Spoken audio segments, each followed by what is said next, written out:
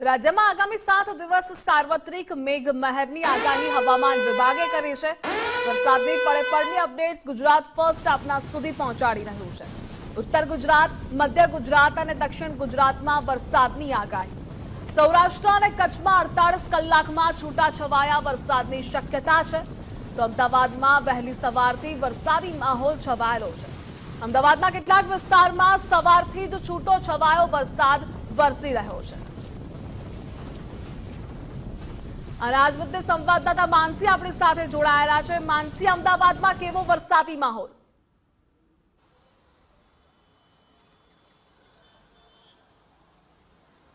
ચોક્કસથી ધ્રુવિશા, અમદાવાદની વાત કરવામાં આવે તો વહેલી સવારથી જ અમદાવાદમાં વરસાદી માહોલ જામ્યો છે। મહત્વનું છે કે છેલ્લા ઘણા સમયથી અમદાવાદમાં વાદળછાયું વાતાવરણ જોવા મળી રહ્યું હતું અને ઝરમર વરસાદ જે છે તે જોવા મળ્યો હતો। આજે વહેલી સવારની જ વાત કરવામાં આવે તો વહેલી સવારથી જ વાદળછાયું વાતાવરણ અમદાવાદમાં જોવા મળ્યું હતું અને ત્યારબાદ ધીમી ધારી જે ઝરમર વરસાદ છે તે અમદાવાદમાં વરસી રહ્યો છે। વહેલી સવારથી જ આ પ્રકારનું જે વાતાવરણ છે તે જોવા મળી રહ્યું છે।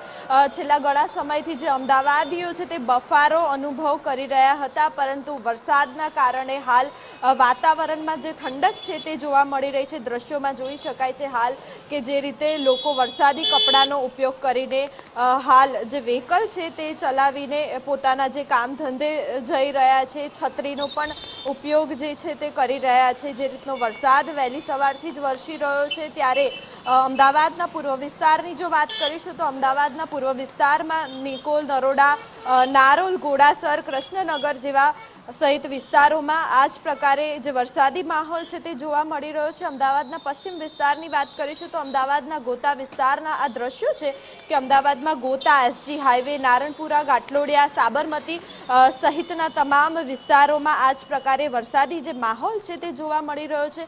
હવામાન વિભાગની ધ્રુવિશા વાત કરીશું તો હવામાન વિભાગ દ્વારા પણ આગામી 5 દિવસ વરસાદની આગાહી જે છે તે વ્યક્ત કરવામાં આવી છે। આગામી 5 દિવસ સુધી ગુજરાતના અલગ અલગ પંથકોમાં આ જ પ્રકારે જે મેઘરાજા છે તે વરસશે તેવી આગાહી હવામાન વિભાગ દ્વારા વ્યક્ત કરવામાં આવી છે। ઉત્તર ગુજરાતની વાત કરીએ, મધ્ય ગુજરાતની વાત કરીએ અને દક્ષિણ ગુજરાતની વાત કરીએ તો આ ત્રણેય પંથકોમાં કેટલાક વિસ્તારોમાં હવામાન વિભાગ દ્વારા વરસાદની જે આગાહી છે તે વ્યક્ત કરવામાં આવી છે। કચ્છની વાત કરીશું તો કચ્છ અને સૌરાષ્ટ્રમાં પણ વરસાદી માહોલ જામશે અને છૂટો છવાયો જે વરસાદ છે તે વરસી શકે છે તેવી આગાહી હવામાન વિભાગ દ્વારા વ્યક્ત કરવામાં આવી છે। અમદાવાદની જો વાત કરીશું તો અમદાવાદમાં વહેલી સવારથી જ આ પ્રકારનું જે માહોલ છે, વરસાદી માહોલ તે જામેલો જોવા મળી રહ્યો છે। મહત્વનું છે કે વરસાદના કારણે વાતાવરણમાં ધ્રુવિશા ઠંડક જે છે તે જોવા મળી રહી છે, ત્યારે આગામી 5 દિવસ સુધી આ જ પ્રકારની પરિસ્થિતિ સમગ્ર ગુજરાતમાં જોવા મળી શકે છે અને છૂટો છવાયો અને હળવો વરસાદ જે છે તે ગુજરાતના તમામ પંથકોમાં વરસી શકે છે। આગામી 48 કલાકની વાત કરવામાં આવે તો ગાંધીનગર અને અમદાવાદમાં પણ હળવા અને મધ્યમ વરસાદની આગાહી હવામાન વિભાગ દ્વારા વ્યક્ત કરવામાં આવી છે। જી માનસી, માહિતી બદલ આભાર આપનો।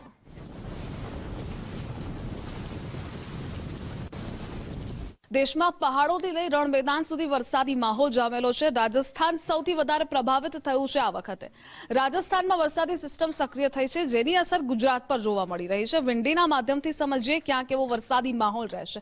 સૌથી પહેલા આપ કોટા પાસે જોઈ રહ્યા છો કે ત્યાં વરસાદી સિસ્ટમ સક્રિય થઈ છે। છેલ્લા 2 થી 3 દિવસથી રાજસ્થાન અને મધ્યપ્રદેશ કે જ્યાં વરસાદી સિસ્ટમ સક્રિય થવાના કારણે ઉત્તર અને મધ્ય ગુજરાતમાં વરસાદ વરસી રહ્યો છે, પરંતુ ઘણા ખરા ઉત્તર ગુજરાતના એવા પણ વિસ્તારો છે જ્યાં વરસાદની ખેંચ છે।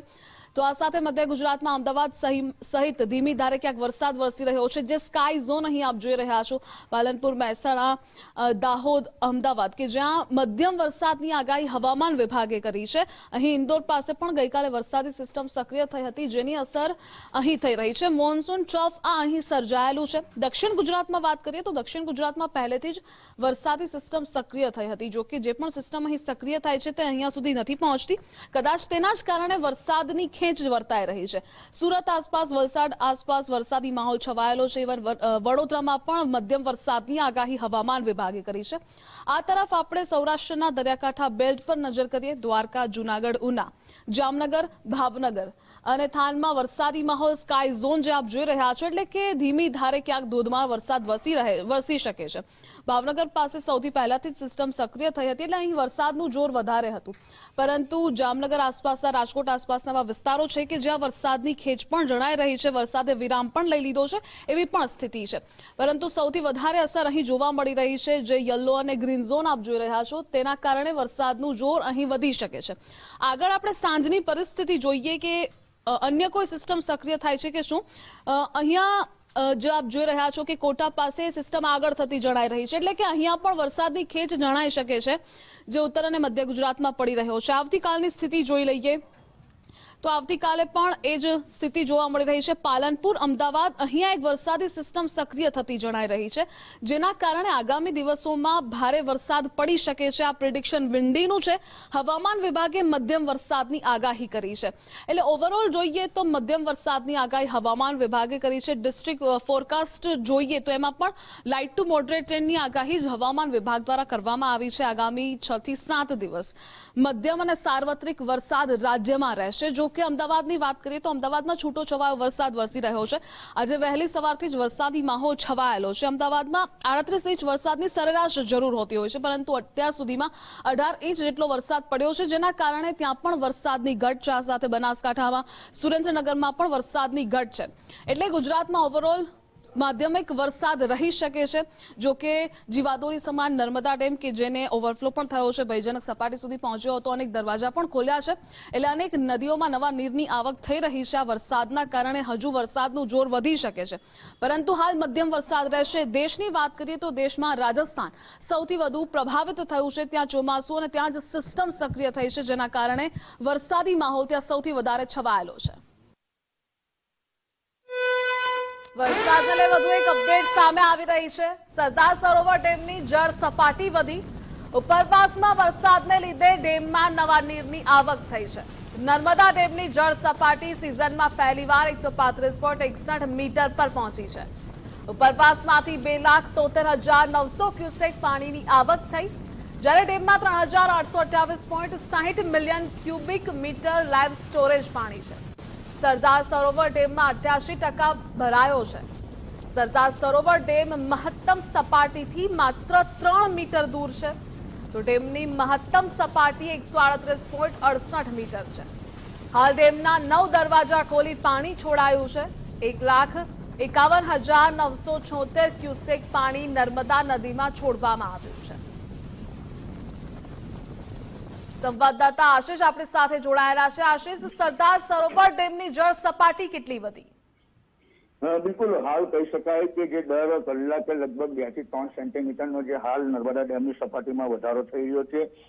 હાલ વાત કરીએ તો 135.61 મીટરે પહોંચી છે, ત્યારે જેમાં ઉપરવાસમાંથી 3,73,900 ક્યુસેક પાણી આવવાને કારણે હાલ ગઈકાલ સવારે 6 વાગ્યાથી જે 9 દરવાજા ખોલવામાં આવ્યા છે, 9 દરવાજા આજે પણ ખુલ્લા છે, અને જેને 1,51,976 જેટલું ક્યુસેક પાણી નર્મદા નદીમાં વહાવવામાં આવ્યું છે. જો કે આ જે 1,51,000 જેટલું ક્યુસેક પાણી જે વહી રહ્યું છે, જેને લઈ નર્મદા નદી છે જે બે કાંઠે વહી રહી છે, પરંતુ નર્મદાના કાંઠા વિસ્તારના જે ભરૂચ, વડોદરા અને નર્મદાના જે લગભગ 52 જેટલા ગામો છે, જેને સાવચેતીના ભાગરૂપે એલર્ટ કરવામાં આવે છે. પરંતુ એક સારી વાત કહી શકાય કે ચાલુ વર્ષે સિઝનમાં પ્રથમવાર નર્મદા ડેમ 135.61 મીટરે પહોંચ્યો છે. જી આશિષ, જોડાવા બદલ આભાર આપનો.